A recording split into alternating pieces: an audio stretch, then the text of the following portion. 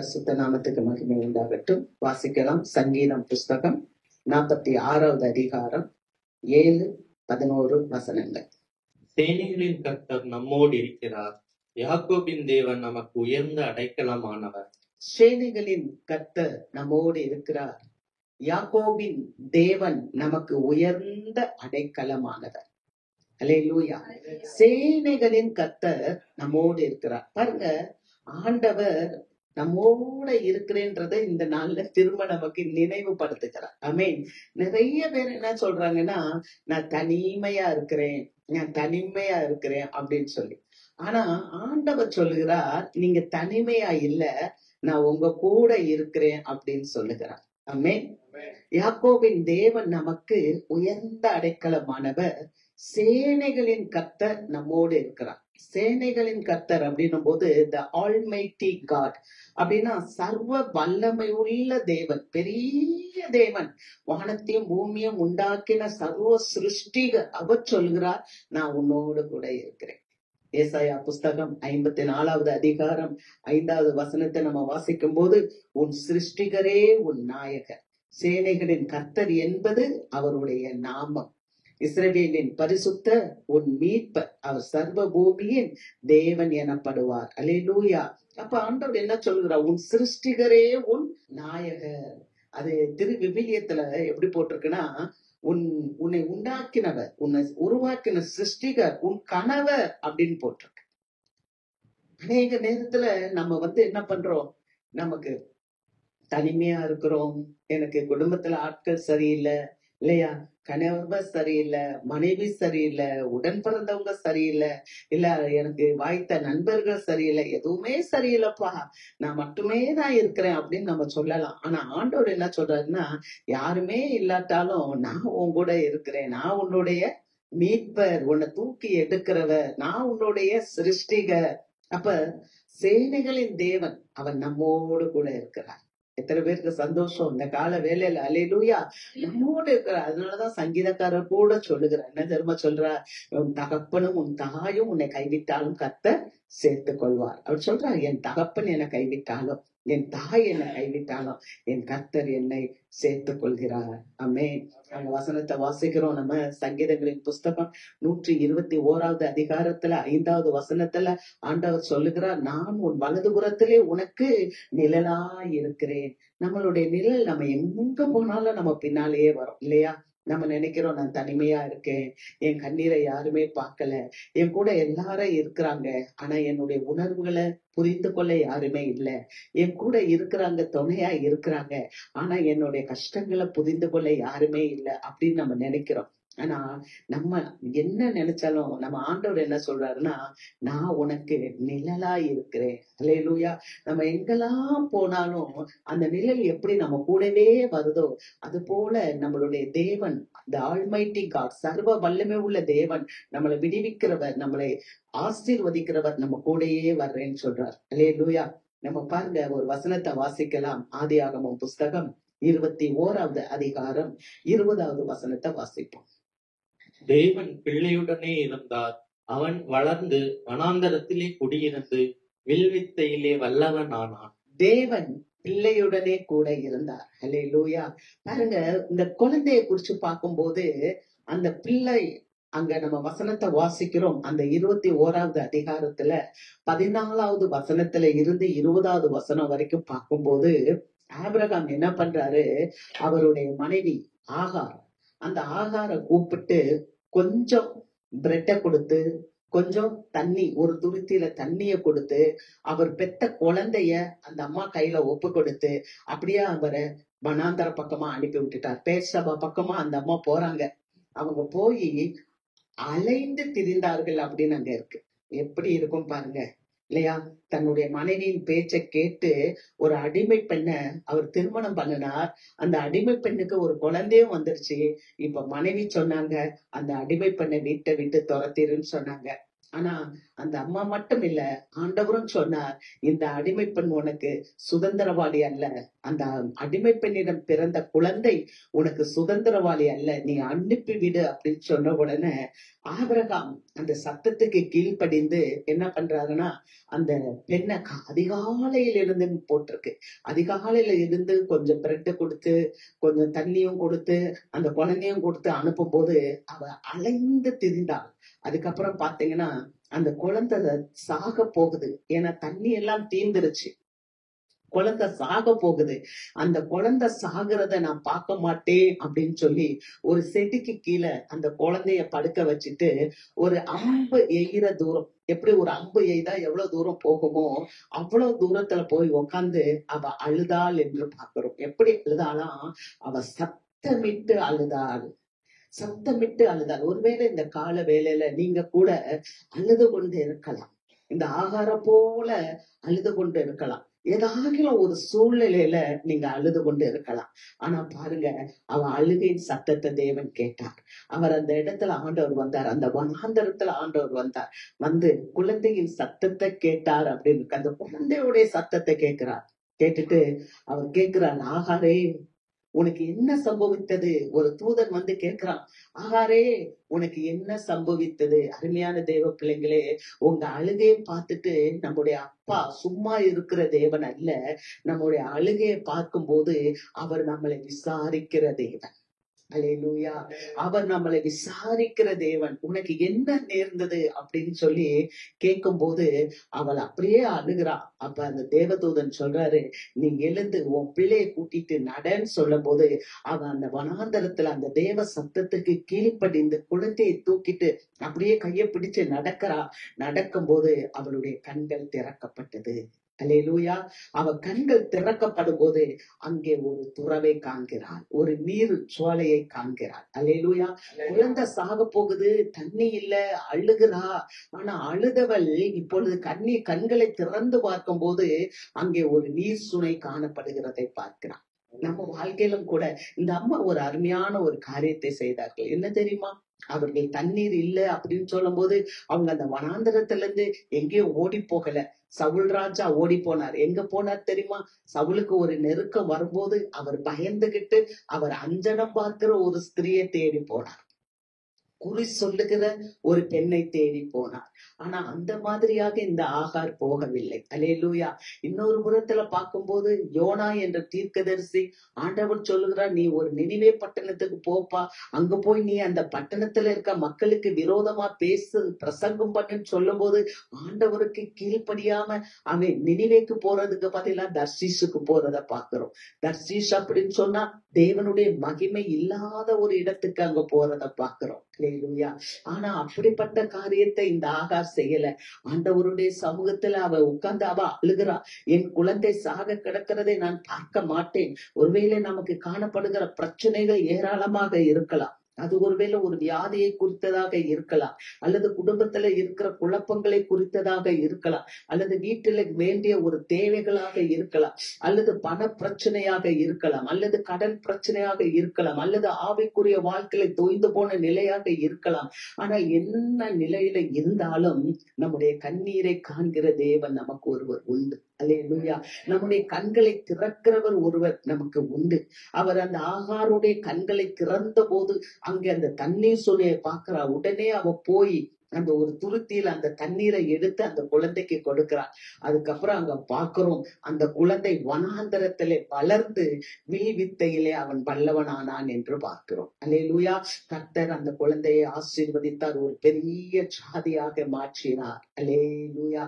கர்த்தர் நம்மை காண்கிற தேவன். அநேக நேரத்துல நம்ம அழுகிறோம், ஆனா ஆண்டவர் சொல்கிறார், நான் உன் அழுகையை பார்க்கிறேன், நான் உன் அழுகைக்கு நான் பதில் தருவேன். அநேக நேரங்கள்ல பாவம் செய்கிறோம். பாவம் செய்யும் போது நமக்கு என்னதுன்னா ஒண்ணுமே தெரிய மாட்டேங்குது. ஆனா கஷ்டப்படும் போது நம்மளால பொறுமையா இருக்க முடியல. பாவத்துல வேகமா போகிறோம், ஆனா பாடுகள் வரும்போது பொறுமையா இருக்க முடியல. அது மனிதனுடைய இயல்புதான். எப்படி இருக்கும் தெரியுமா? நல்ல சந்தோஷமா பல மணி நேரங்கள் நம்ம இருந்தாலும் அது சில வினாடிகள் போலதான் இருக்கும். பல மணி நேரம் சந்தோஷமா இருக்கலாம், ஆனா அது நமக்கு எப்படி தெரியும்னு சொன்னா, சில வினாடிகள் போலதான் தெரியும். ஆனா சில வினாடிகள் தான் நமக்கு கஷ்டம் இருக்கும். ஆனா அது எப்படி தோன்றும் என்றால், பல மணி நேரம் கஷ்டப்படுறது போல இருக்கும். ஆகவே நம்ம என்ன பண்ணணும்னா, நம்ம ஆண்டவர் சமூகத்துல வரும்போது அந்த பெண்மணியினுடைய அழுகையை அவர் கேட்டார். நம்ம வாசிக்கலாம். எரேமியாவின் புஸ்தகம் 31வது அதிகாரம் 9வது வசனம். அழுகையோடும் விண்ணப்பங்களோடும் வருவார்கள், அவர்களை வழி நடத்துவேன். அவர்களை தண்ணீர் உள்ள நதிகள் அண்டைக்கு இடராத செம்மையான வழியிலே நடக்க பண்ணுவேன். இஸ்ரவேலுக்கு நான் பிதாவாய் இருக்கிறேன், எப்ராயிம் என் சிரேஷ்ட புத்திரனாய் இருக்கிறான். அழுகையோடும் விண்ணப்பங்களோடும் வருவார்கள், அவர்களை நான் வழி நடத்துவேன். அவர்களை தண்ணீர்கள் அண்டைக்கு நான் வழி நடத்துவேன். என்ன தேவையோ நம்முடைய தாகத்தை தீர்க்கிற தேவன். உங்கள் அழுகையை பார்த்துட்டு ஆண்டவர் அப்படியே போகிறவர் அல்ல. நம்முடைய தாகத்தை தீர்க்கிற தேவன், செம்மையான வழியில நம்மளை நடத்துகிற தேவன். ஏன்னா அவர் நம்முடைய அப்பாவா இருக்கிறார். அவர் இஸ்ரவேலின் பிதாவாய் இருக்கிறார். அல்லேலூயா. அவர் அது மாத்திரமல்ல, நாமெல்லாம் அவருடைய சிரேஷ்ட புத்திரர்களாக இருக்கிறோம். ஆகவே நம்ம பார்க்கிறோம். அதனாலதான் வேதம் தெளிவா சொல்லுகிறது. நம்ம வாசிக்கும் போது சங்கீதம் 30வது அதிகாரம் 5வது வசனத்துல, மாலையில் அழுகை தங்கும், ஆனால் விடிய காலத்தில் களிப்புண்டாகும். அல்லேலூயா. அவருடைய கோபம் ஒரு நிமிஷம் தான், ஆனா அவருடைய தயவு நீடிய வாழ்வு என்று சொல்லப்பட்டிருக்கிறது. கொஞ்ச நேரம் தான் அவர் கோபப்படுவார், ஆனா அவருடைய தயவு எப்படி இருக்கா நம்ம வாழ்க்கையில? நீடிய வாழ்வா இருக்கு. நீடிய வாழ்வு. நம்ம தைரியத்தை விட்டுறக்கூடாது. நீடிய வாழ்வு. கர்த்தர் எனக்காக அவர் எனக்கு நீடிய வாழ்வை கொடுக்கிற தேவன். பாருங்க, நம்ம ஏசாயாவின் புஸ்தகத்துல வாசிக்கிறோம். ஏசாயா 65வது அதிகாரம் 19வது வசனம். நான் எருசலேமின் மேல் களி கூர்ந்து என் ஜனத்தின் மேல் மகிழ்ச்சியாய் இருப்பேன். அழுகையின் சத்தமும் கூக்குரலின் சத்தமும் அதில் இனி கேட்கப்படுவதில்லை. நான் எருசலேமின் மேல் களி கூர்ந்து அதன் மேல் மகிழ்ச்சியாய் இருப்பேன். இனி அழுகையின் சத்தமும் கூக்குரலின் சத்தமும் அங்கே கேட்பதில்லை. அல்லேலூயா. தேவ பிள்ளைகளுக்கு ஆண்டவர் சொல்லுகிற ஒரு வார்த்தை, எருசலேமின் மேல் நான் களி கூறுவேன். எருசலேம்னா என்ன தெரியுமா? இந்த தேவாலயம் தான். இந்த ஆலயத்துக்குள்ள வந்திருக்கிற உங்களை ஆண்டவர் பார்க்கிறார். உங்க மேல அவர் மகிழ்ச்சியா இருக்கிறார். அவர் சொல்லுகிறார், இனி நீங்க துக்கப்பட மாட்டீங்க, இனி நீங்க அழுக மாட்டீங்க, இனி நீங்க வேதனைப்பட மாட்டீங்க. உங்களுடைய அழுகைக்கு, உங்களுடைய கண்ணீருக்கு ஒரு முடிவு உண்டு என்று சொல்லுகிறார். அல்லேலூயா. ஏசாயாவின் புஸ்தகம் 30வது அதிகாரம் 19வது வசனத்தை நம்ம வாசிக்கலாம். ஏசாயா 30:19.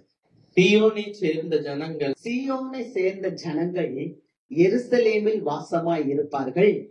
இனி நீ அழுது கொண்டிராய். இனி நீ அழுது கொண்டிராய். அல்லேலூயா. அல்லேலூயா. இந்த வசனத்தை நம்ம விசுவாசிக்க, இந்த வசனத்தை ஆண்டவர் நமக்கு பேசுகிறார். ஒரு வியாதியினால, ஒரு பொருளாதார கஷ்டத்தினால, அல்லது ஏதோ ஒரு போராட்டத்தினால, குடும்பத்துல காணப்படுகிற சமாதான குறைச்சல்களினால, ஏதோ ஒரு வேதனைகளினால, ஏதோ ஒரு கைவிடப்படுதலினால நீங்க அழுது கொண்டு இருந்தாலும் ஆண்டவர் சொல்லுகிறார், நான் எருசலேமின் மேல் களி கூர்ந்து இருக்கிறேன், இனி நீ அழுது கொண்டிரா. ஏன்னா உன்னுடைய சத்தத்தை நான் கேட்ட உடனே உருக்கமா வந்து உனக்கு பதில் கொடுக்கிறேன். எப்படி தெரியுமா?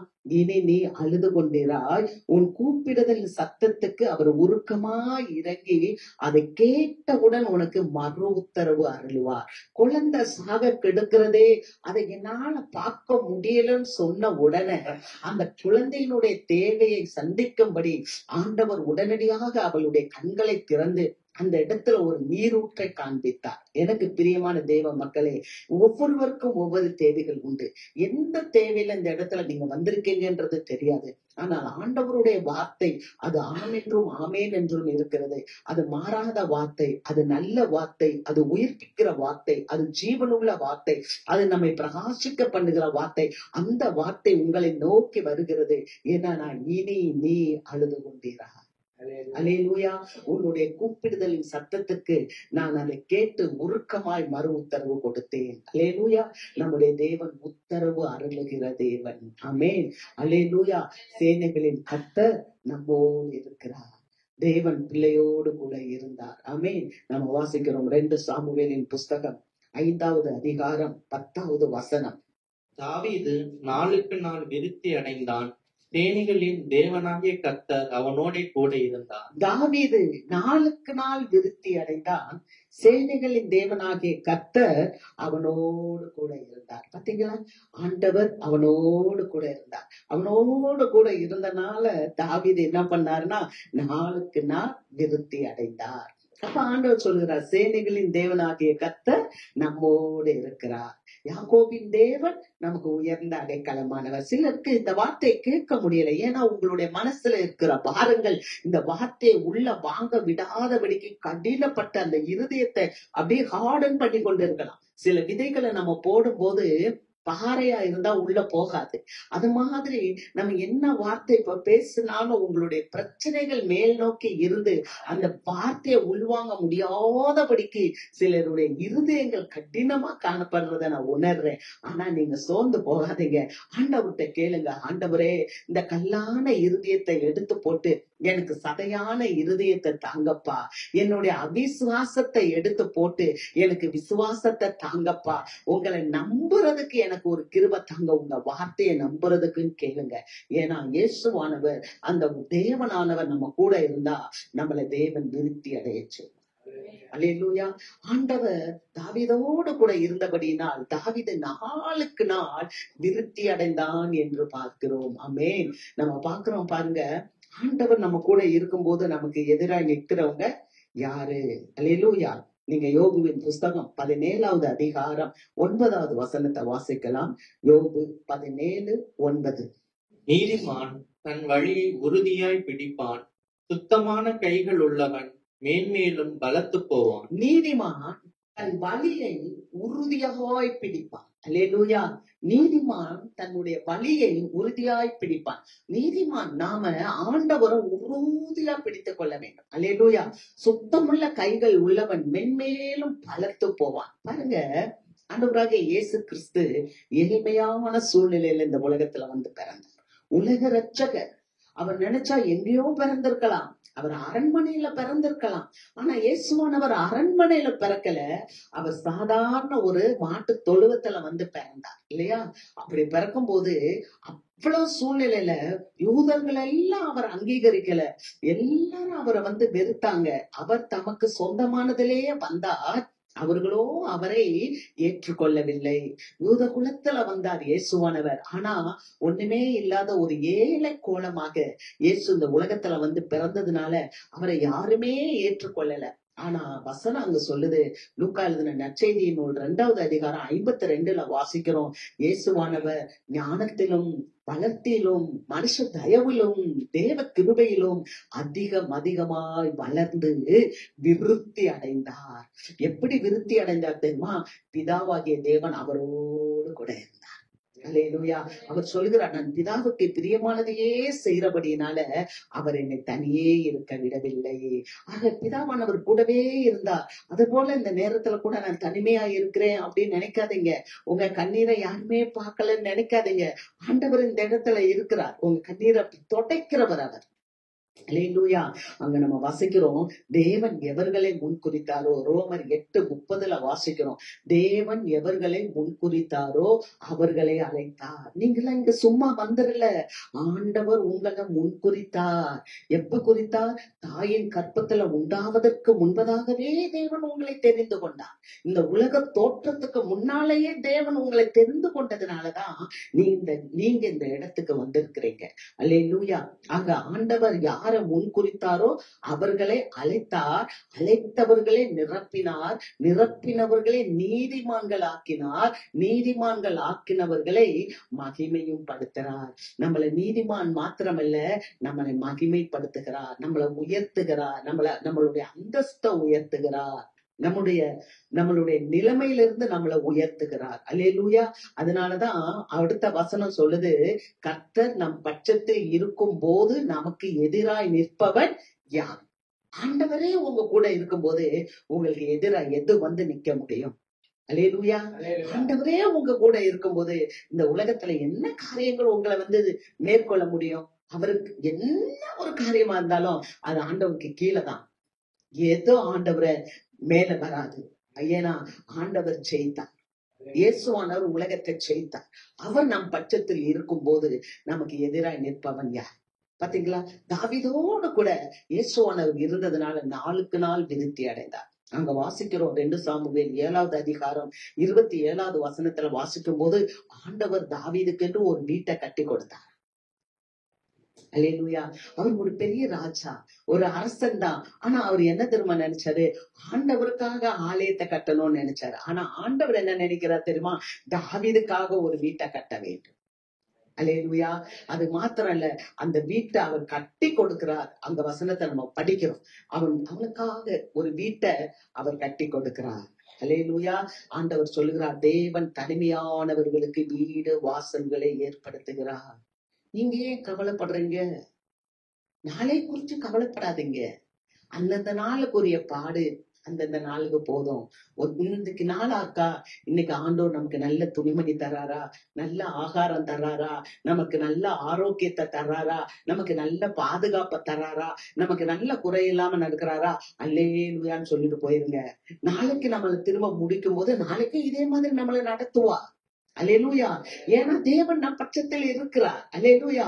யாக்கோபின் தேவன் நமக்கு உயர்ந்த அடைக்கலமா இருக்கிறார். ஆமே. இந்த தேவன் நமக்கு உதவி செய்யறா வேற யாருக்கு செய்ய போறார்? அல்லேலூயா. தேவனுடைய பிள்ளைக்கு நல்ல ஒரு நம்பிக்கை இருக்கணும். ஏன்னா ஆண்டவர் சொல்றாயா, சேனைகளின் கர்த்தர் நம்மோடு இருக்கிறார் அப்படின்றத எப்ப சொல்றாரு தெரியுமா? அங்க 46வது சங்கீதம் 1வது வசனத்துல சொல்லப்பட்டிருக்கு, தேவன் எனக்கு அடைக்கலம், எனக்கு பெலன், ஆபத்து காலத்தில் அனுகூலமான துணையுமானவர். அல்லேலூயா. நம்ம ஆபத்து காலத்துல நமக்கு அப்பா எப்படி இருக்கிறாரா? அனுகூலமான துணையா இருக்கிறாரா. ஒருவேளை நம்ம பார்த்தோம்ல, இந்த உலகத்துல இருக்கிற துணை, நம்மளுடைய கணவரோ நம்முடைய மனைவியோ நமக்கு எப்படி இருக்கலாம்? அனுகூலமா இல்லாம கூட இருக்கலாம். ஆனா ஏசப்பா இருக்கிறார்ல, அவரு உங்களுக்கு அனுகூலமா இருக்கிறதுனால எல்லா காரியத்தையும் நமக்கு சரி செய்து கொடுப்பார். அதனாலதான் அவர் சொல்றார், கடல்ல இருக்க ஜலம் அப்படியே கொந்தளித்து பொங்கினாலும், சுனாமி போல காரியங்கள் வந்தாலும், மலைகளே நடு சமுத்திரத்துல சாய்ந்து போனாலும், யோசித்து பாருங்க, இமயமலை போல பெரிய மலைகள் அந்த நடு சமுத்திரத்துல சாய்ந்து போனாலும் நாம பயப்படக்கூடாது. அல்லேலூயா. ஏன்னா தேவ பிள்ளை பயப்படாது. ஏன்னா தேவன் நமக்கு அனுகூலமான துணையாய், ஆபத்து காலத்துல உதவுகிற தேவனாய் நம்மோடு கூட இருக்கிறார். ஆமே. அதனாலதான் யாக்கோபின் தேவன் நமக்கு உயர்ந்த அடைக்கலம், சேனைகளின் கர்த்தர் நம்மோடு கூட இருக்கிறார். அல்லேலூயா. எனக்கு ரொம்ப ஆச்சரியமான காரியங்க என்ன தெரியுமா? 2 காரியத்தை நேற்று யோசித்தேன். என்னன்னா, யாத்திராகமம் புஸ்தகம் 4வது அதிகாரம் 19வது வசனத்துல வாசிக்கும் போது ஆண்டவர் மோசே வந்து கூப்பிடுறார். மோசே எப்ப தெரியுமா? எகிப்துல இருந்து வந்துட்டாரு. எந்த வயசுல வந்துட்டாரு தெரியுமா? 40வது வயசுல எகிப்துல இருந்து மீதியான் தேசத்துக்கு வராரு. மீதியான் தேசத்துல வந்து மாமனாருடைய ஆடுகளை மேய்த்து கொண்டு இருக்கிறார். அப்படி மேய்த்து கொண்டு இருக்கும் போது ஆண்டவர் சொல்றாரு, எப்பா, எகிப்துல இருக்க ஜனங்கள் எல்லாம் கவலைப்பட்டுட்டு இருக்காங்க, நீ போய் அவங்களை எல்லாம் விடுதலையாக்கு. நீ எந்த மனுஷனுக்கு பயந்துட்டு இருக்கியோ அந்த மனுஷன் இறந்து போனான். அல்லேலூயா. உன் பிராணனை வாங்க தேடுகிற மனிதர்கள் இறந்து போனார்கள், நீ எகிப்துக்கு போ என்று சொல்லுகிறார். 40 வருஷம் மோசைக்காக ஆண்டவர் வெயிட் பண்ணிக்கிட்டே இருந்தாருங்க. மோசையை எப்ப திரும்ப அனுப்பணும்? நம்ம நினைக்கிறோம் நம்மளை யாருமே விசாரிக்கல, நம்மளை யாருமே கண்காணிக்கல, நம்மளை யாருமே பார்க்கலன்னு. இல்லைங்க, 40 வருஷம் வரைக்கும் மோசைய கண்காணிச்சுட்டு இருந்த ஆண்டவர் சொல்றாரு, இப்ப வந்து உன் பிராணனை யாரெல்லாம் வாங்கணும்னு நினைச்சாரோ அவன் எல்லாம் இறந்து போயிட்டான், இப்ப நீ போப்பா. அல்லேலூயா. அல்லேலூயா. அது மாத்திரம் இல்லைங்க, இயேசுவனுக்கு அப்படி ஒரு சூழ்நிலை வந்துச்சு. ஏரோது என்ன பண்ணாரு தெரியுமா? 2 வயசுக்கு கீழே இருக்க குழந்தைகள் எல்லாம் கொலை செய்யுன்னு சொல்லி ஒரு சட்டத்தை போட்ட போது, அங்க நம்ம வாசிக்கிறோம் மத்தேயு புஸ்தகம் 2வது அதிகாரம் 13, 14, 15 வசனத்துல வாசிக்கும் போது, தேவதூதன் யோசேப்புக்கு சொப்பனத்துல தோன்றி, உன் குழந்தையை எடுத்துக்கொண்டு எகிப்துக்கு ஓடு, குழந்தைய கொல்றதுக்கு ராஜா பாக்குறான், வகை தேடுகிறான். அத்த ராத்திரி இயேசுவானவரை மரியாவும் ஜோசப்பும் தூக்கிட்டு எகிப்துக்கு ஓடுறாங்க. பிற்பாடு எகிப்துல இருந்து சொல்றாங்க, எப்பா, ஏரோது எவன் உன்னை கொல்லணும்னு நினைச்சானோ அவன் செத்து போயிட்டான் உப்பா. அல்லேலூயா. அப்ப தேவன் எப்படி நம்ம கூடவே இருக்கிறார். ஆமென். நம்ம மேல கண்ணு வைத்து நமக்கு ஆலோசனை சொல்லுகிற தேவன் நம்முடைய தேவன். அல்லேலூயா.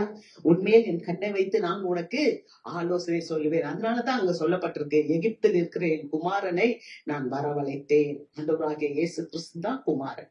அந்த குமாரனை நான் எகிப்தில இருந்து வரவழைத்தேன். அந்த தீர்க்க தரிசனம், ஓசியாவுல சொல்லப்பட்ட தீர்க்க தரிசனம் நிறைவேறினதை பார்க்கிறோம். ஆக ஒவ்வொரு நொடி பொழுதும் ஆண்டவர் நம்மோடு கூட இருக்கிறார். அவருடைய கண்களை நம்ம மேல பதிய வச்சு கொண்டே இருக்கிறார். நம்ம உட்காருதலையும் நம்முடைய எழுந்திருக்கிறதுலையும் நம்முடைய நினைவுகளையும் கூட தேவன் தூரத்தில் இருந்து அறிகிறார்.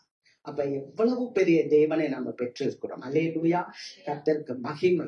அப்ப இங்க சொல்லப்பட்ட காரியம் இன்னைக்கு, சேனைகளின் கர்த்தர் நம்மோடு இருக்கிறார். அல்லேலூயா, the almighty God is with us. நம்மோடு இருக்கிறார். ஆமென். செகண்ட் திங், இரண்டாவது காரியம், சங்கீதம் புஸ்தகம் 84வது அதிகாரம் 1வது வசனத்தை வாசிப்போம். சேனைகளின் கர்த்தாவே, உமது வாசஸ்தலங்கள் எவ்வளவு இன்பமானவைகள். சேனைகளின் கர்த்தாவே, உம்முடைய வாசஸ்தலங்கள் எவ்வளவு இன்பமானவைகள். அல்லேலூயா. என்ன தெரியுமா, அடுத்து அவர் வாசம் பண்ணுகிற ஸ்தலம் இன்பமாய் காணப்படும். இந்த பாடல் பாடும்போது ஜனங்க, இந்த எருசலேம் தேவாலயம் எங்க இருக்குன்னா மலை உச்சியில இருக்கும். அப்ப ஜனங்கள் எல்லாரும் மலை உச்சிக்கு போகணும். மலை உச்சியில போனாதான் அங்க தேவாலயம் இருக்கு. தேவாலயத்தை பார்த்து அவங்க எல்லாரும் ஆண்டவரை துதிப்பாங்க, ஸ்தோத்தரிப்பாங்க. நீங்க நல்லா கவனிச்சு பாருங்க, அநேக நேரத்துல தேவ பிள்ளைங்களுக்கு ஒரு சலிப்பு இருக்கு. நிறைய நேரங்கள்ல நமக்கு என்ன இருக்கு, களைப்பு இருக்கு. ஏன்னா இந்த உலகத்துல நம்ம ஓடி ஓடி உழைக்கும். 6 நாளும் வேலைக்கு போகணும், காலையில போகணும், சாயந்தரம் வரணும், ஸ்கூலுக்கு போகணும், காலேஜுக்கு போகணும், வேலை ஸ்தலத்துக்கு போகணும். அப்ப நமக்கு ரொம்ப களைப்பு இருக்குது இல்லையா? அப்ப சலிப்பு ஒரு பக்கம் இருக்கு, என்னடா வாழ்க்கை அப்படின்னு இருக்கு. இன்னொரு பக்கம் என்ன இருக்குன்னா களைப்பு வேற இருக்கு இல்லையா? இன்னொரு பக்கம் பார்த்தா நிறைய துயரங்கள் இருக்கு நமக்கு இல்லையா? துயரங்கள். அப்படி இருக்கும்போது நம்ம என்ன பண்ண முடியும்? நம்ம ஆண்டவருடைய வாசஸ்தலத்தை எப்படி தேட முடியும் இல்லையா?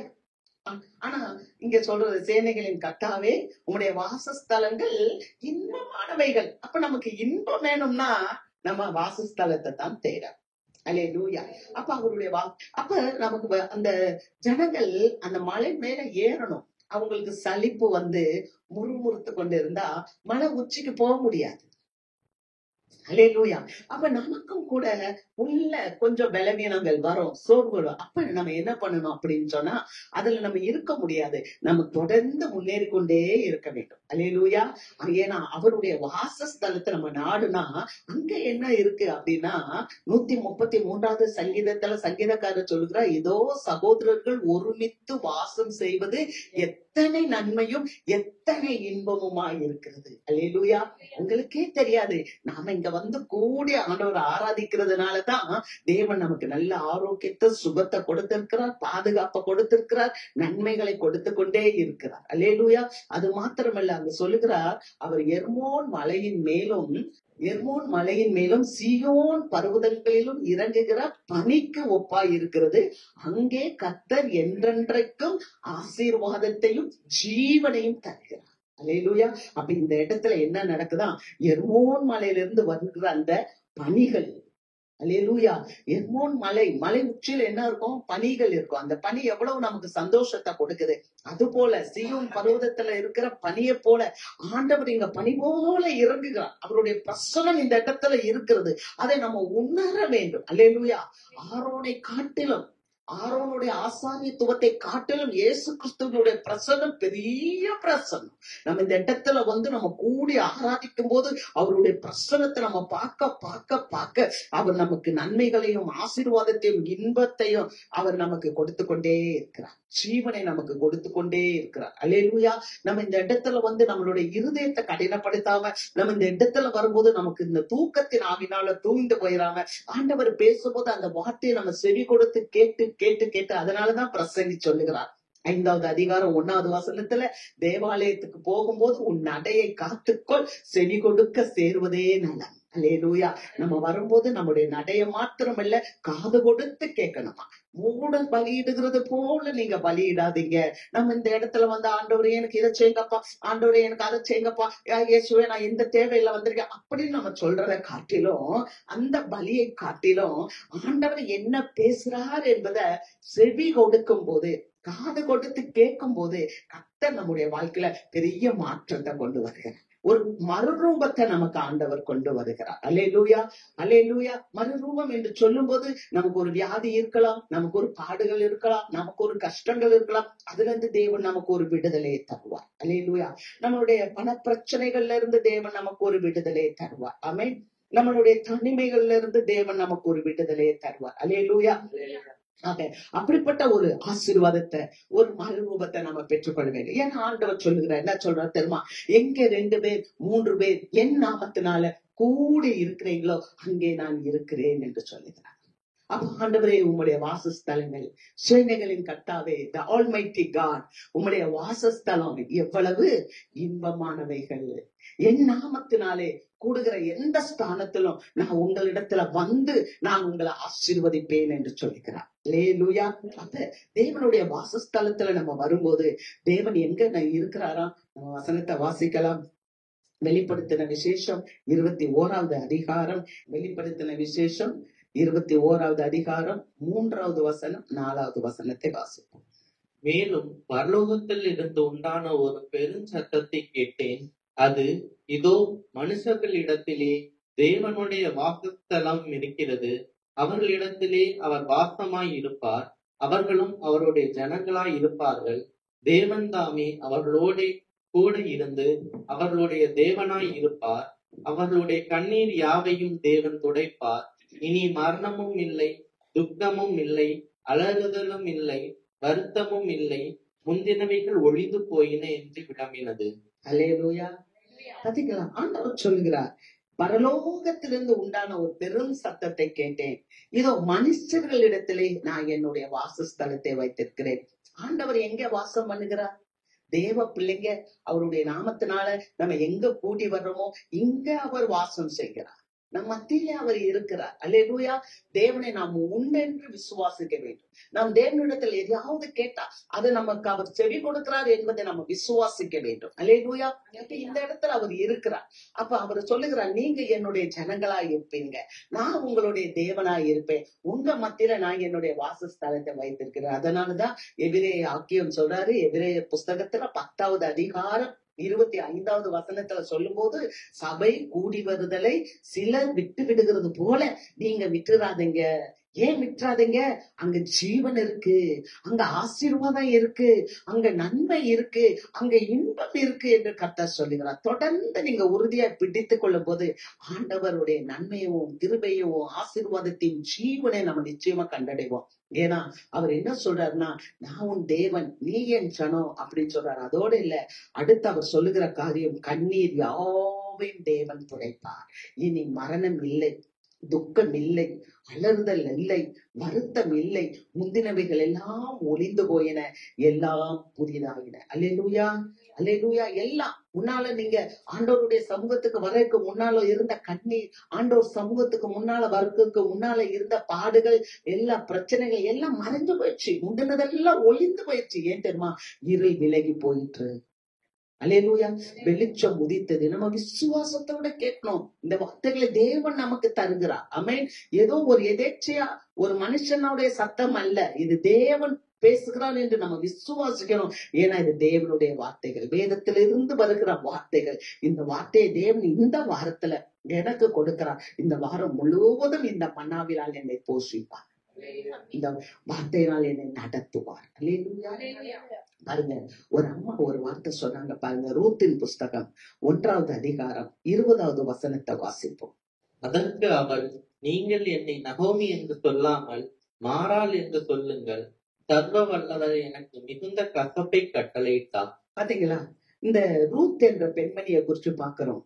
இந்த ரூத் என்ற பெண்மணி என்ன பண்ணாங்கன்னா, பெத்லெகேம்ல இருந்தாங்க. பெத்லெகேம் அப்படின்னு சொன்னா அப்பத்தின் வீடு, நல்ல செழிப்பு, கோதுமை அப்பம், நல்ல செழிப்பா இருந்த ஊர்ல இருந்தாங்க. ஆனா ஒரு நாள் கொஞ்சம் பஞ்சம் வந்துருச்சு. எங்க? அந்த அப்பத்தின் வீட்டுல கொஞ்சம் பஞ்சம் வந்துச்சு. ஏதோ ஒரு பாவத்தின் விளைவு. அங்க நம்ம அப்படித்தான் வாசிக்கிறோம். ஏன்னா இஸ்ரவேலில ராஜா இல்ல, அங்க தேவன் இல்ல. அப்படிப்பட்ட ஒரு சூழ்நிலையில அங்க ஒரு பஞ்சம் வந்துச்சு. அந்த பஞ்சத்தை பார்த்த உடனே நகோமி என்ன பண்ணிட்டாங்க, தன்னுடைய வீட்டுக்காரரையும் தன்னுடைய 2 பிள்ளைகளையும் கூப்பிட்டு கொண்டு தன்னுடைய கணவராகிய எலிமெலேக்கையும் கூப்பிட்டுட்டு இந்த நகோமி எங்க போயிட்டாங்கன்னா அவங்க மோவாப் தேசத்துக்கு போயிட்டாங்க. மோவாப் தேசம் எப்படிப்பட்ட தேசம் தெரியுமா? மந்திரங்கள் நிறைந்த இடம், விக்கிரகங்கள் நிறைந்த இடம், சிலை வழிபாடுகள் நிறைந்த இடம், போர்க்குணம் கொண்ட மக்கள் எல்லாம் வாழ்ற ஒரு மோவாப் தேசம், கர்த்தரால் அருவருக்கப்படுகிற இடம். அந்த இடத்துக்கு இவங்க எல்லாரும் போயிட்டாங்க. எதுக்கு தெரியுமா? தற்காலிகமாக நமக்கு செழிப்பு இருக்கும், தற்காலிகமாக நமக்கு சாப்பாடு கிடைக்கும், தற்காலிகமாக நமக்கு ஆசீர்வாதம் இருக்கும்னு சொல்லிட்டு ஒரு பெரிய ஆசீர்வாதத்தை, பாலும் தேனும் ஓடுகிற அந்த நலமும் விசாலமான தேசத்தை விட்டு விட்டு அவங்க போயிட்டாங்க. போன வீட்டுக்கு என்ன நடந்துச்சு தெரியுமா? அந்த இடத்துலதான் அவளுடைய கணவர் இறந்து போய்விட்டார். ரூத்தினுடைய கணவர் எலிமெலேக்கு இறந்து போயிட்டார். அவருடைய பிள்ளைக்கு 2 பேரும், மக்களும் கிளியும் 2 பேரும். அதுக்கு அர்த்தமே என்னன்னா மரணமும் துயரமும். அதுதான். அப்ப இந்த மரணம் துயரம் என்று சொல்லுகிற இந்த மக்கள் அது மாத்திரம் இல்ல. எலிமெலேக்கு அப்படின்னு சொன்னா தேவன் என் ராஜா. ஆனா அந்த ராஜாவே விட்டு விட்டு தேவ பிரசனம் இல்லாத மோவாபுக்கு வந்துட்டாங்க. இப்ப எல்லாருக்குமே மோவாப்லே கல்லறை ஆயிடுச்சு. இன்னைக்கு அநேக தேவ பிள்ளைகளுடைய வாழ்க்கையில இப்படிதான். மோவாப்ல நமக்கு ஆகாரம் கிடைக்குது, மோவாப்ல சிலருக்கு நமக்கு நல்லது நடக்குது அப்படின்னு நினைச்சு அநேகம் போயிடுறாங்க. இந்த நகோமி அப்படி போயிட்டாங்க. நம்ம வாழ்க்கையில அப்படி ஒரு சிந்தனை வரவே கூடாது. அங்க மோவாப்ல சாப்பாடு கிடைக்கலாம், மோவாப்ல அப்பம் கிடைக்கலாம், மோவாப்ல திராட்சை ரசம் கிடைக்கலாம். ஆனா பெத்லகேம்ல கிடைக்கிற சந்தோஷம் இருக்காது, பெத்லகேம்ல இருக்கிற ஆசீர்வாதம் இருக்காது, பெத்லகேம்ல காணப்படுகிற திராட்சை குலைகள் இருக்கிறார், பெத்லகேம்ல காணப்படுகிற சமாதானம் கிடைக்காது. அல்லேலூயா. ஆக நமக்கு அநேக நேரம் தேவ பிள்ளைங்க பின்வாங்குறாங்க. எப்படி தெரியுமா? நம்ம ரட்சிக்கப்படுறதுக்கு முன்னால எப்படி ஒரு பாவம் இருக்குதோ அதே மாதிரி ரட்சிக்கப்பட்டு ஆண்டவரை ஏற்றுக்கொண்ட பிறகு நம்ம இங்க வந்துட்டு இங்கிருந்து நம்ம பின்வாங்கி போவோம் சொன்னா அதுதான் மோவாப். ஆமென். ரட்சிக்கப்படுறதுக்கு முன்னால எப்படி வாழ்ந்தோமோ அதே போல ரட்சிக்கப்பட்ட பிறகு நம்ம ஆண்டவரோட ஒன்றிணையாம நம்ம ஆண்டவரை விட்டு தூரமா போனோம்னா அவருடைய இன்பத்தை நம்ம இழந்து விடுகிறோம், நம்ம வாழ்க்கையில இருக்கிற நன்மைகளை நாம் இழந்து விடுகிறோம். இதைத்தான் இந்த நகோமிக்கு கிடைத்தது. அதற்கப்புறம் அந்த நகோமி கேள்விப்பட்டு அந்த அம்மா மீண்டுமாக பெத்லகேமுக்கு போகும்போது அங்க இருக்க எல்லாரும் அவளை கூப்பிட்டாங்க, நகோமி வந்திருக்காங்க, நகோமி வந்திருக்காங்க. ஏனென்றால் நகோமி என்றால் பிரியமானவள், நகோமி என்றால் இன்பமானவள். ஆனா இந்த அம்மா தன்னுடைய வாழ்க்கையில எல்லாவற்றையும் இழந்து விட்டதனால அந்த அம்மா சொல்றாங்க, என்ன இனி நீங்க நகோமி என்று சொல்லாதீங்க, என்னை மாறாள் என்று சொல்லுங்க, கசப்பானவள் என்று சொல்லுங்க, என்னை இன்பமானவள் என்று சொல்லாதீங்க. ஏன்னா சர்வ வல்லமை உள்ளவர் எனக்கு கிளேசத்தை உண்டாக்கிட்டாரு, மன கிளேசத்தை உண்டாக்கிட்டாரு அப்படின்னு சொல்றாங்க. அல்லேலூயா. நம்ம எப்பெல்லாம் தேவனுடைய பிரசன்னத்தை விட்டு தூரம் போறோமோ அப்ப நமக்கு என்ன ஆயிரும் சொன்னா பல கஷ்டங்கள் நமக்கு வந்தது. அதனாலதான் ஆண்டவருடைய சேனைகளின் கர்த்தாவே உங்களுடைய வாசஸ்தலங்கள் எவ்வளவு இன்பமானவைகள். சங்கீதக்காரர் சொல்றார், 1000 நாட்களை பார்க்கலும் தேவனுடைய வாசலில் பிரகாரத்தில் இருக்கிற ஒரு நாள் மேலான நாள். அல்லேலூயா. ஆகாமிய கூடாரத்தில் குடியிருப்பதை பார்க்கலும் என் தேவனுடைய வாசற்படியில் காத்திருப்பதே எனக்கு நலம் என்று தாவீது சொல்லுகிறார். ஆமென். அவருடைய பிரசனத்துக்குள்ள வரும்போது, அவருடைய வாசஸ்தலம் எங்க இருக்கோ அந்த இடத்துக்குள்ள வரும்போது நமக்கு என்ன இல்லை, மரணம் இல்லை, துக்கம் இல்லை, சஞ்சலம் இல்லை, வேதனை இல்லை, முந்தின காரியங்கள் எல்லாம் ஒளிந்து போயிடுச்சு. கர்த்தர் நம்முடைய வாழ்க்கையில சந்தோஷத்தையும் சமாதானத்தையும் மகிழ்ச்சியும் ஆசீர்வாதங்களையும் கொண்டு வருகிறார். அல்லேலூயா. சேனைகளின் கர்த்தாவே உம்முடைய வாசஸ்தலங்கள் எவ்வளவு இன்பமானவைகள். அல்லேலூயா. கர்த்தருடைய வாசஸ்தலம் எப்படி இருக்கான்? இன்பமானதா இருக்கான். அங்க என்ன இருக்குது? 84:3. என் ராஜாவும் என் தேவனுமாகிய சேனைகளின் கர்த்தாவே உம்முடைய பீடங்கள் அண்டையில் அடைக்கலான் குருவிக்கு வீடும் தகைவிலான் குருவிக்கு தன் குஞ்சுகளை வைக்கும் கூடும் கிடைத்தது. பாருங்க, சங்கீதக்காரர் சொல்ற, என் ராஜாவும் என் தேவனுமாகிய கர்த்தாவே, சேனைகளின் கர்த்தாவே உம்முடைய பீடங்கள் அண்டையில், உம்முடைய பீடங்கள் அண்டையில் அடைக்கலான் குருவிக்கு வீடு, தகைவிலான் குருவிக்கு தன்னுடைய கூடுகளை வைக்க இடம் கிடைச்சிச்சு. எருசலேம் தேவாலயத்துல பலி அப்படியே செலுத்திக்கிட்டே இருப்பாங்க. ஒரு பக்கம் ஆடு அடிச்சு எரிஞ்சுக்கிட்டே இருக்கும், வலியை செலுத்திக்கிட்டே இருப்பாங்க. இன்னொரு பக்கத்துல பாத்தீங்கன்னா தகைவிலான் குருவியும் அடைக்கலான் குருவியும் வந்து கூடு கட்டிட்டு இருக்கும். அல்லேலூயா. நல்லா கொஞ்சம் கற்பனை பண்ணி பாருங்க. தேவாலயத்துல பலி செலுத்தப்பட்டு கொண்டே இருக்குது, நெருப்பு எரிஞ்சுக்கிட்டே இருக்குது, புகையெல்லாம் வந்துகிட்டே இருக்கு. இதெல்லாம் வந்துகிட்டு இருந்தாலும் ஒரு பக்கம் என்ன நடக்குதுன்னா குருவிகள் கூடு கட்டி அது அழகா ஜாலியா வாழ்ந்துட்டு இருக்கு. அல்லேலூயா. அப்ப ஆண்டவருடைய வாசஸ்தலம் அவ்வளவு இன்பமானவைகள். நமக்கு வாழ்க்கையில எவ்வளவுதான் எரிகிற போன்ற சூழ்நிலைகள், புகையிற போன்ற சூழ்நிலைகள் என்ன வந்தாலும் அங்க நமக்கு என்ன இருக்குன்னா, நமக்கு நம்முடைய கூட்டை கட்டுறதுக்கும் நம்முடைய வீட்டை கட்டுறதுக்கும் நம்ம சுகமாய் வாழ்றதுக்கும் தேவன் நமக்கு அங்க ஒரு வாசஸ்தலத்தை இனிமையாய் மகிமையாய் ஆசீர்வாதமாய் தேவ பிள்ளைகளுக்கு என்று வைத்திருக்கிறார். அல்லேலூயா. அல்லேலூயா. அதனாலதான் அவர் அழகா எழுதுற உங்களுடைய பீடங்கள் அண்டையில் அடைக்கலான் குருவிக்கு வீடு. பாத்தீங்களா, அந்த அந்த ஆண்டவர் சொல்லுறார், நீங்க 5 காசுக்கு 2 குஞ்ச விக்கிறாங்களாம். உங்கள் தலையில் இருக்க முடியெல்லாம் எண்ணப்பட்டு இருக்கிறது. அடைக்கலான் குருவியை பார்க்கலும் நீங்கள் விசேஷித்தமானவர்கள்னு இயேசு சொல்லுகிறார். நம்மளை பார்த்து சொல்லுகிறார், அடைக்கலான் குருவியை பார்க்கலும் நீங்களும் நானும் விசேஷித்தமானவர்கள். ஆனா அந்த அடைக்கலான் குருவியே என்ன பண்ணுதான், ஒரு இடத்துல பலி இருக்குது, ஒரு இடத்துல நெருப்பு எரியுது, ஒரு இடத்துல நெருப்பு எரியுறதுனால அந்த இடம் பூரா வெப்பம் ஹீட்டா இருக்குது, அப்படி புகை மண்டி கொண்டு இருக்குது. அப்படி இருந்தாலும் இந்த அடைக்கலான் குருவி என்ன பண்ணுதான், அந்த இடத்துலதான் கூடு கட்டுது, அந்த இடத்துலதான் வீடு கட்டி அழகாய் இன்பமாய் வாழ்ந்து கொண்டிருக்குது. ஆகவேதான் அவர் சொல்கிறார், உம்முடைய வீட்டிலே வாசமாய் இருக்கிறவர்கள் ஆசீர்வதிக்கப்பட்டவர்கள், அவர்கள் உம்மை துதித்துக் கொண்டே இருப்பார்கள். அல்லேலூயா.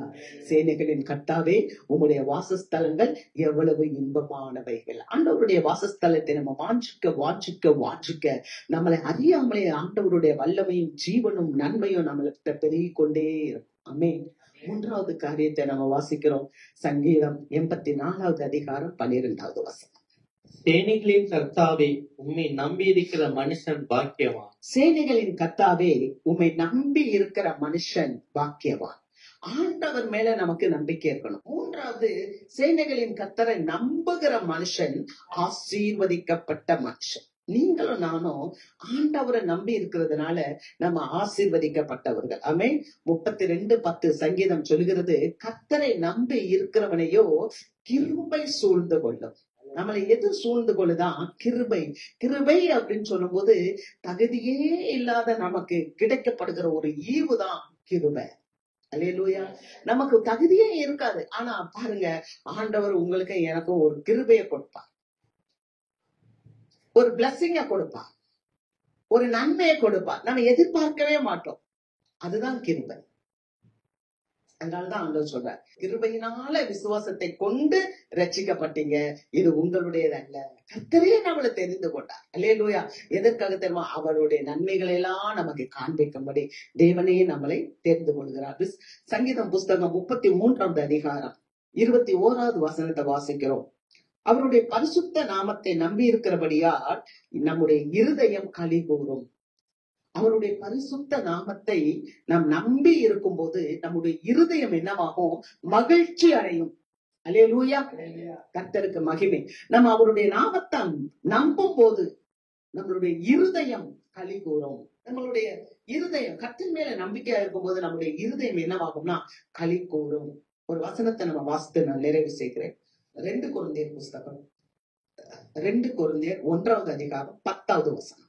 அப்படிப்பட்ட மரணத்தின் நின்றும் அவர் எங்களை தப்புவித்தார், இப்பொழுதும் தப்புவிக்கிறார், இன்னும் தப்புவிப்பார் என்று அவரை நம்பி இருக்கிறோம். அப்படிப்பட்ட மரணத்தில் இருந்தும், அப்படின்னா பவுல் ஒரு இடத்துக்கு போறாரு, அவர் கூட இருந்தவங்க எல்லாரும் அவரை விட்டு ஓடி போயிட்டாங்க. இங்கதான் ஆண்டவர் நம்ம கூட இருக்கிறத உறுதிப்படுத்த. அல்லேலூயா. எல்லாரும் அவரை விட்டு ஓடி போயிட்டாங்க. ஆனா ஆண்டவர் பவுல் சொல்றாரு, எல்லாரும் என்னை விட்டு போயிட்டாங்க, பிழைப்போம் என்ற நம்பிக்கையே இல்ல, நாங்க அந்த நம்பிக்கை அற்று போச்சு. அப்படிப்பட்ட நேரத்துல, அதாவது மரணம் வந்துருச்சான். மரணம் வரும்போது பிழைப்போம் என்ற நம்பிக்கை அற்று போகும்போது அவர் சொல்லுகிறாரு, என்ன சொல்றாருன்னா, அப்படிப்பட்ட மரணத்தில் இருந்து அவர் எங்களை தப்புவித்தார். கூட இருந்தவங்க எல்லாமே ஓடி போயிட்டாங்க. எல்லா நண்பர்கள் எல்லாரும் ஓடி போயிட்டாங்க. யார் போனாலும் தேவன் கூட இருந்தார். அல்லேலூயா. நீங்க வாசிக்கலாம் 2 தீமோத்தேயு 4:17 வாசிங்க.